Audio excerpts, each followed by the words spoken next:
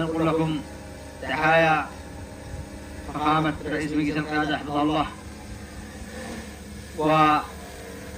وتحيات وزير الدفاع ورئيس الأركان وقائد القوات المشتركة حفظه الله، والجميع يعني نقول لكم تحياتهم، وكما نقول تحياتنا للقيادة السياسية، وأنا بارك لهم في حلول العيد المبارك، ولقيادة وزارة الدفاع وزارة الدفاع ورئيس هيئة الأركان، وإلى قائد القوات المشتركة وإخوان الأشقاء حفظهم الله.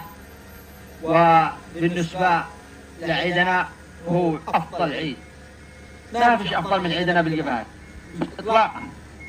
إحنا في عيد وفي رباط، وأعدكم وأوعدكم وقاطع من هذا المكان والله أن إحنا على ثقة كبيرة الحوثي إلى زوال، إلى زوال، إلى زوال، ما فيش أدنى شك أبدا أبدا. خلوا الخبرات هذه والزحفلات والطلعة والنزلة والسياسة والمي وقدتي والسلام ما سلام، عدو كذاب ما سالم، عدو عقيدة، عدو وجود، يا نكون يا يكون، خير ثالث ما فيش، يا نكون يا يكون.